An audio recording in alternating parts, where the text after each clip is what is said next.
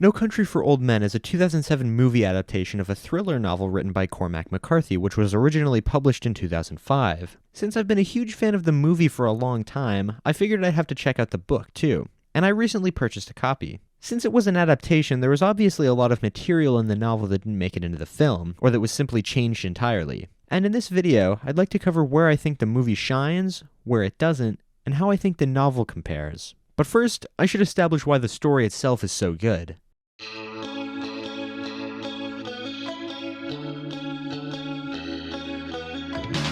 This video will contain spoilers, but I'll give warnings throughout the video. The story is about a man named Llewellyn Moss who finds a briefcase full of money in the desert. Due to the incredibly unfortunate circumstances under which he finds it, his life is put into danger. This is because the money had been owned by drug lords with Anton Chigurh at their disposal. Chigurh is a psychopathic hitman who is, as he is portrayed, very good at his job. Chigurh is tasked with hunting down and killing Moss, and anyone unlucky enough to get in his way in his eyes would likely also be killed, as a cruel twist of fate. But if Moss himself were to encounter Chigurh, it would be as a consequence. Throughout the movie, Chigurh kills a lot of people, and whether or not you believe anyone deserves to die, it's safe to say that most of Chigurh's victims didn't, which is why many people have analyzed the character as evil. But that's not necessarily the case, depending on what you choose to believe defines evil. Is it characterized by the negative effects an immoral action has on others? Or is it rather characterized by the immorality itself? The intentions? There isn't necessarily any evil intent behind Chigurh's actions. They feel like a product of nature rather than human will. When Chigurh kills a person, it doesn't appear that he deems it necessary, but rather that he believes it had already been deemed necessary by some sort of greater power, which is chilling to think about. Even if he speaks to someone before killing them, it hardly feels like they're really talking at all. Most of his lines are wildly up to interpretation, but I think his most interesting kills are the ones vacant of dialogue, when he gets the job done quickly and effortlessly. These are also the ones that happen for seemingly no reason, because it means that his personal reasons and justifications for doing so are ones that we likely wouldn't understand. His motives for trying to kill Moss vastly exceed simply getting the money back, but those ulterior motives are also ones that we could never understand, which is why the movie focuses on the simplest one. He's trying to get the money back.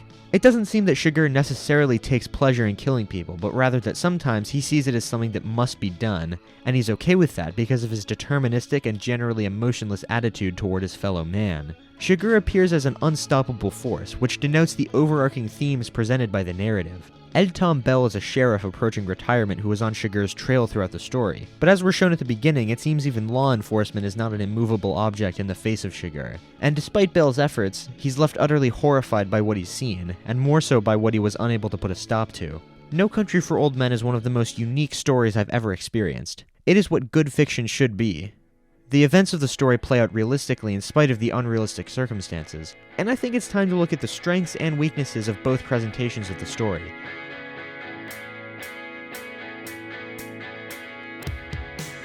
Let's start with the film.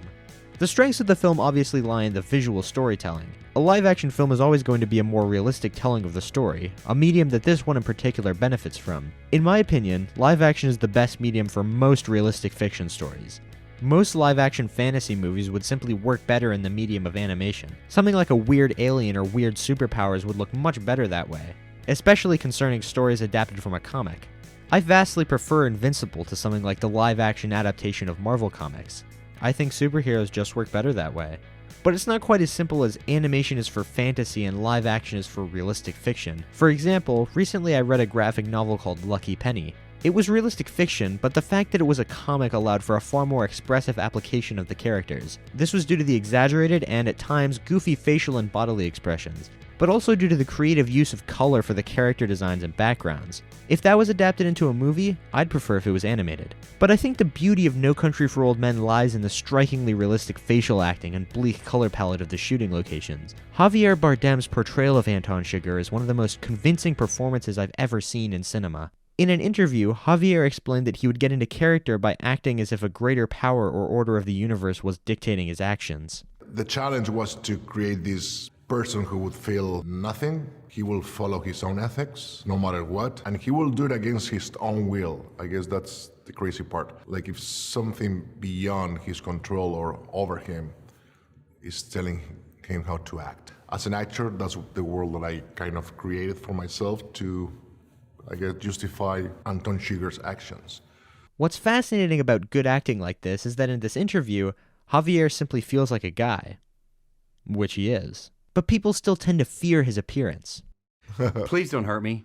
No, don't worry. In the film, his facial expressions seem like that of someone with an entirely different state of mind and being. You know, the point. But the incredible acting doesn't simply lie in the facial expressions. A big part of what makes the performance great is the voice acting. Do you see me? He puts on a deep, monotone voice and delivers each line with a preset cadence of apathy and conviction. Would an animated version lose that? No. But I think an equally substantial importance lies in the facial acting. Not something impossible to convey in animation, but with conveying emotion, there's a fine line between exaggeration and realism. One is not necessarily a better option, but in this particular instance, I prefer realism. A big piece to Chigurh's character comes not from the dialogue, but from his presence. Simply watching him walk around stone-faced creates this constant tension that is omnipresent throughout each of his scenes. So ultimately, the movie is a great visual depiction of the characters and atmosphere found in the story, and the realistic medium of live-action film complements the immersive experience created by the narrative. But even if you can convey a lot through just visual storytelling, it is lacking in the area of dialogue. There needs to be a balance between words and actions, and none of the scenes can be too verbose, an area that shines in something like a novel.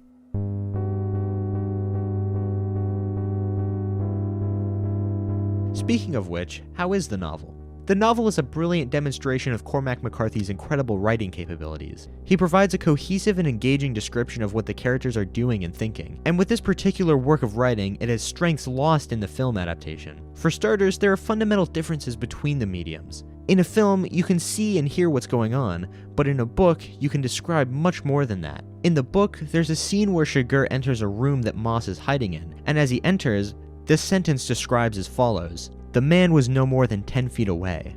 The room was pulsing slowly. There was an odd smell in the air, like some kind of foreign cologne, a medicinal edge to it." In a film, that is not something you can experience, but that's an incredibly emotional description, and it sets a further understanding of how it feels to be in the presence of the character that the film simply cannot portray. If we focus on just what can be portrayed in film, I've still got to give it to the book for its chilling descriptions of Chigurh. And while the film does a great job of showing you his nature, it cannot match the descriptions found in the book. In the hotel scene, it is very different. In the movie, Chigurh isn't even seen.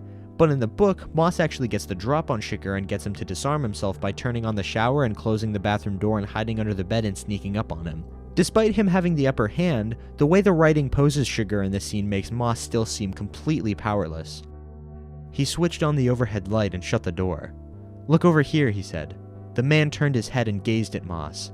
Blue eyes, serene, dark hair, something about him faintly exotic. Beyond Moss's experience. "What do you want?" He didn't answer. As I was reading this for the first time, and as the writing dragged the scene forward with great tension, I had chills. I would absolutely describe the movie as chilling, but I found the book far more literally chilling. In the movie, the scene is vastly different.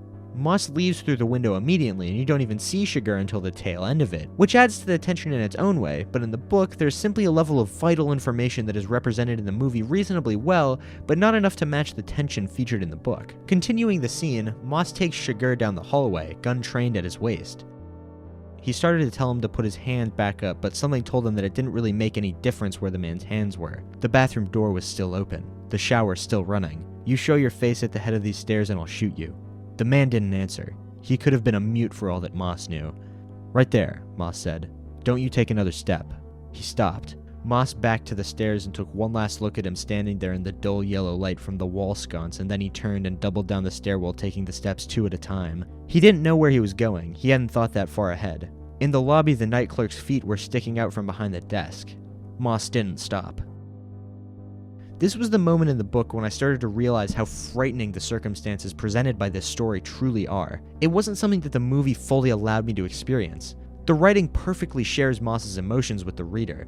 The fear and the tension and the uncertainty all quickly ramp up as the realization is inset. The grim and existential and utterly terrifying situation that Moss is powerless to escape. This scene is brilliant in the way it puts perspective on those things, and it's special here because the movie doesn't really have that in the same way. At least in an emotional sense, visual storytelling is vastly outmatched by written storytelling. especially in this case. In the book, Chigurh is described in a way that cannot be shown to you, but his philosophy is explored further. In the book, during the hotel scene where Chigurh holds Wells at gunpoint, there is far more dialogue. Chigurh leaned back. He studied Wells. "Tell me something," he said. "What?" "If the rule you followed led you to this, of what use was the rule?" "I don't know what you're talking about. I'm talking about your life, in which now everything can be seen at once." "I'm not interested in your bullshit, Anton. I thought you might want to explain yourself." "I don't have to explain myself to you." "Not to me. To yourself." "I thought you might have something to say." "You go to hell." "You surprised me. That's all. I expected something different." "It calls past events into question, don't you think so?" "You think I'd trade places with you?" "Yes, I do. I'm here and you are there. In a few minutes, I will still be here." This is one of the most chilling lines of dialogue in the entire story. Not only does it assure you that Chigurh is going to kill him, but it also defines what exactly that is going to mean and how awful that's going to be. And then a bit later in the scene, he kills Wells. He did close his eyes. He closed his eyes and he turned his head and he raised one hand to fend away what could not be fended away. Chigurh shot him in the face. Everything that Wells had ever known or thought or loved drained slowly down the wall behind him. His mother's face, his first communion, women he had known, the faces of men as they died on their knees before him. What is so terrifying about this is how it separates Chigurh from what is being described about Wells. After that, he just continues on as if nothing had happened, as if he'd done nothing wrong, because that's the way it is to him, in his mind. In the movie, you watch all this happen, you watch Wells die, but that experience is bereft of the incredible and vivid description of it in the book. That final sentence is 100 times more emotional than the same scene depicted in the movie. So now that all that's out of the way, there are some weaknesses compared to the movie.